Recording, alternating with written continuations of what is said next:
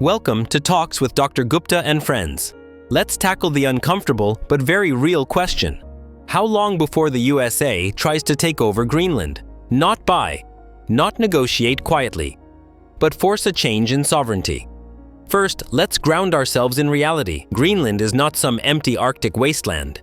It is a self-governing territory with its own people, language, and culture. And it remains sovereign territory of Denmark, a NATO ally. Any attempt to seize it would mean violating Danish sovereignty, attacking a NATO member, blowing up the post-1945 international order. That's the baseline. For decades, talk of the US buying Greenland was treated as eccentric trivia. That changed when Donald Trump repeatedly framed Greenland as a national security necessity. More importantly, senior figures close to the White House publicly questioned Denmark's sovereign claim. The idea shifted from real estate fantasy to strategic entitlement. That's a dangerous transition. When sovereignty itself is questioned, law no longer matters. Power does. This isn't about ice. It's about four converging pressures. A. Arctic military dominance. Greenland sits astride. Arctic missile trajectories. Early warning radar systems. North Atlantic access points. The US already operates Thule Air Base, but control does not equal ownership. As Arctic ice melts, Greenland becomes a geopolitical aircraft carrier. B. Rare earths and the AI defense race. Greenland holds rare earth elements, uranium, critical minerals essential for AI chips, EVs, advanced weapon systems. In a world where China dominates rare earth processing, Greenland looks like strategic insurance. C. Expansionist political optics. Inside parts of the US political ecosystem, there is a revived idea. We're too small. We need more space. That mindset echoes 19th century territorial expansion, Alaska-style legacy thinking, great power land grabs dressed up as security. D. Distraction politics.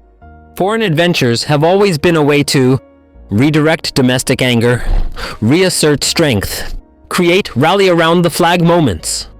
Greenland, symbolically, is clean, remote, and strategic. That combination is rare and dangerous. Here's the core contradiction.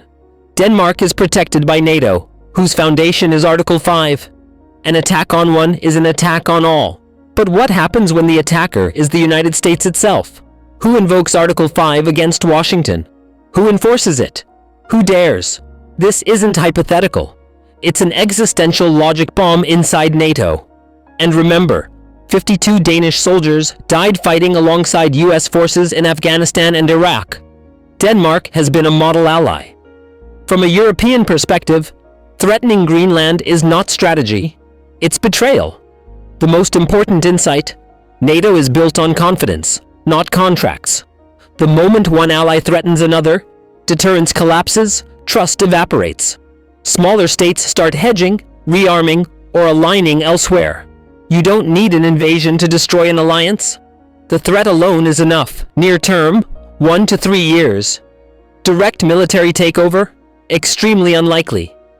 The political, economic, and alliance costs are massive. Medium term, 4 to 10 years. More plausible scenarios: coercive security arrangements, permanent expansion of US military control, economic leverage, plus political pressure on Greenlandic autonomy. NATO quietly hollowed out rather than formally broken. The real danger: not tanks in Nuuk, but normalizing the idea that borders are optional, teaching the world that might makes right again. This isn't really about Greenland, it's about a transition from rules-based order to raw great power politics. As Donald Tusk warned, a divided Europe will be at the mercy of larger powers. That applies globally. In a world where power ignores rules, alliances weaken, small states become bargaining chips, geography becomes destiny again. So, how long before the US takes Greenland? The honest answer: not soon militarily, but the psychological and strategic groundwork is already being laid. And once the idea that sovereignty is negotiable takes hold, history tells us things can move very fast. Stay safe, stay curious, and keep questioning power. Happy new thinking!